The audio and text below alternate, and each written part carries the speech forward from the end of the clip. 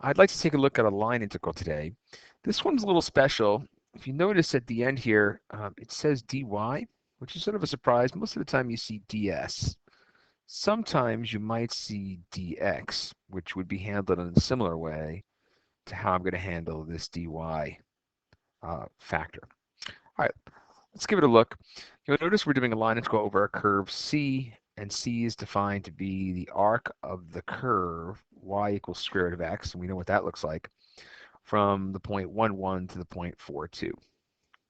So the first thing you want to do is parameterize that function. So let's go take a look at that graph for a minute. Y equals the square root of x. We draw an x and y axes, and we draw y equals square root of x just the way we know it looks. That's how it looks. You'll notice, though, in this question, we're specifically told that we're going from the point 1, 1 to the point 4, 2. And it doesn't take too long to verify. Those points are actually on this graph. 1, 1 is right there. 4, 2 is over here.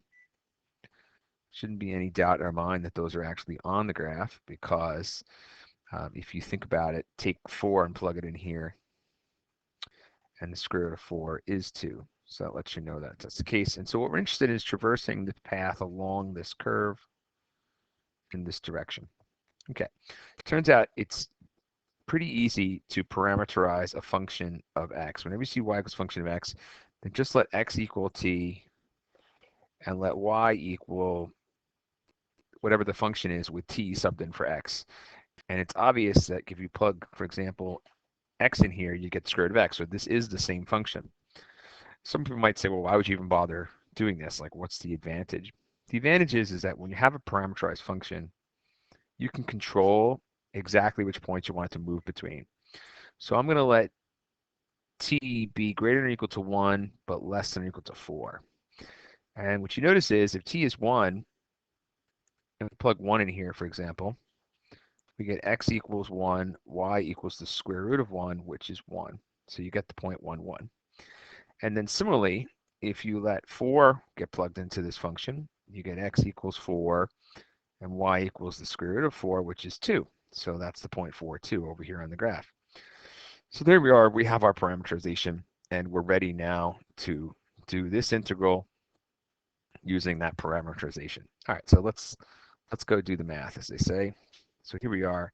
Integral, it's going to go from 1 to 4, and what you're going to do is actually, yeah, well, we'll just write it out. Number was x squared y cubed minus the square root of x dy. All right, so first things first, these numbers here are values of t that come from the parameterization. Let's just remind ourselves real quick, the parameterization was x equals t and y equals the square root of t with the domain from 1 to 4. Okay, so here we go. Integral 1 to 4, x squared is going to become t squared. Y is going to be the square root of t cubed minus the square root of t. And then dy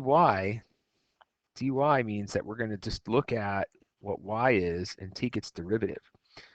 So if we do that, dy dt is equal to 1/2 t to the negative 1/2.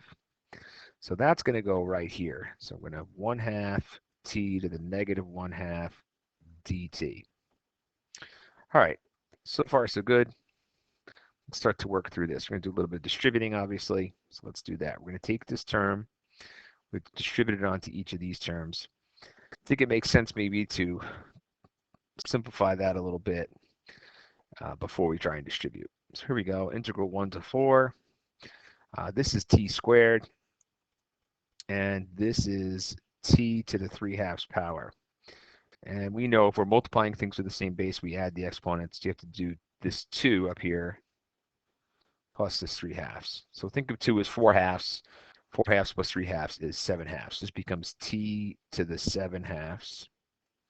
And you're going to have minus, the square root of t is really t to the 1/2 times 1/2 t to the negative 1/2 dt. Okay, so now if we just carefully go through, watch our exponents, try not to make any errors, we should be okay. Let's bring this 1/2 out in front. That's this 1/2 here. I'm moving that out to the front because it's a constant. It's getting multiplied by the whole integral from 1 to 4. And while we're at it, I'm going to distribute now this t to the negative 1/2 onto both of these. Again, since the t is the same base here and here, add your exponents when you're multiplying. You get t to the 6/2 or t to the third, and then minus t to the 1/2 times t to the negative 1/2 is t to the 0, right? Because we add negative 1/2 and 1/2, we get 0, and that's really just 1. So this becomes minus 1 dt. So this is actually a pretty pleasant integral to do after all that work. So let's take a look here.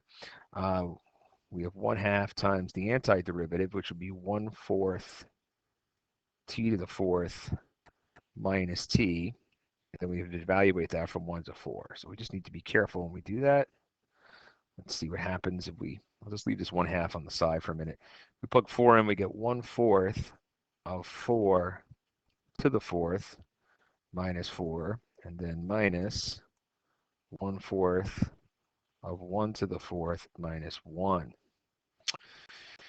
All right, so this first expression here, there's a couple ways to think of it. I think of this 4 dividing away one of these 4s. That's how I think of it. So then you have 4 to the third. 4 to the third is 16 times 4, which is 64. Minus 4, minus whatever this turns out to be. And so 1/4, or 1 to the 4th, that is 1 times a 4th is 1/4 minus 1. So we have 60 here, and then we have minus negative 3/4. So that becomes 60 and 3/4, right? Because you have minus and negative. So these two negatives turn into positives. And that's it. If you want, you can make this a single improper fraction. So 4 times 60 is 240 plus 3. So you have 243 over 4. Okay. I think it's just worth mentioning what would have been different if when we started this integral, it was, say, x squared y cubed minus the square root of x. Suppose it had ds here in the background. Okay, so ds, let's not forget what ds comes from. Generally, I have another video with a line integral that's worth watching, but I'll just review this real quick. ds means something totally different than having a dy or dx there. You have some function like this, f of x comma y, it's giving you a z value. And you have some curve that you're moving along, c, that lies in the xy plane. And so when you do a line integral with respect to ds, s means like displacement. We've moved along the curve in a way. There's a couple of subtle rules about how you move along the curve. So when you move along the curve, you're always supposed to be moving in one direction, sort of like a convention we have to adhere to. Otherwise, if you're allowed to move back and forth, you might end up double counting some area. Okay, even triple counting it. So what happens now is we have these little rectangles along the curve whose bases are lying on C, right? So I'll highlight that with purple. Those are the bases. So if you wanted to know what that base was, you have a distance in the x direction and a distance in the y direction. The distance in the x direction is like a small change in x, and this distance is a small change in y. So if we wanted to estimate ds, and just so we're clear, ds is that little hypotenuse in there. Let me draw it with yellow. If we wanted to estimate that ds, we can use a Pythagorean theorem, right? We could say ds squared equals dx squared plus dy squared. And so what that means for us is that ds would have been the square root of dx dt squared plus dy dt squared, and then times dt. Don't forget, we're going to parameterize these things, so hence we're taking the derivative with respect to time in each case. So if you want, conceptually, you can think of this part of ds as a rate. It's how quickly we're moving in the direction of the hypotenuse at that particular instant in time along the curve C. and then we're multiplying it by a small amount of distance. I'm sorry, small amount of time, forgive me. dt would you could think of as like time. And then the result of this might be, you could think of this like a small distance. And that makes sense. That distance is a linear quantity. And then finally, you're multiplying it by the height of the function. So that means when you're all said and done, this thing does give you an area. Okay, very different conceptual meaning. So what would that have looked like in our problem that we were just doing today? So it would be the integral. It's still going to be from 1 to 4, and it was x squared y cubed minus the square root of x. And then we're going to have that ds expression in there. Let's not forget the curve. The curve C is x equals t, y equals the square root of t, 1 less than or equal to t less than or equal to 4. So I'm going to plug these things in. So it's going to become the integral 1 to 4. X is going to be t, so you have t squared. Y is going to be the square root of t cubed minus the square root of t. And then ds, let's be careful here, it's going to be the square root of the first expression that goes here is dx dt, which in this case is just 1. If you're not sure why, look up here. I'm underlining it in blue. That's the derivative of t. The derivative of t is just 1. And then you would have plus, and the next piece, let's use red now, is going to be dy dt.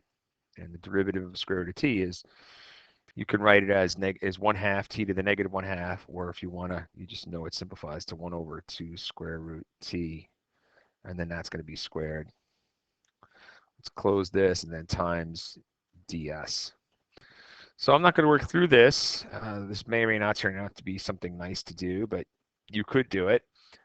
There's probably a way to, who knows, maybe complete the square possibly under that radical, but some of these aren't solvable, and I'm not going to investigate that now. But I did want you to be clear on the difference between what happens when you have a ds versus what happens when you have dy. Okay then, thank you very much for watching.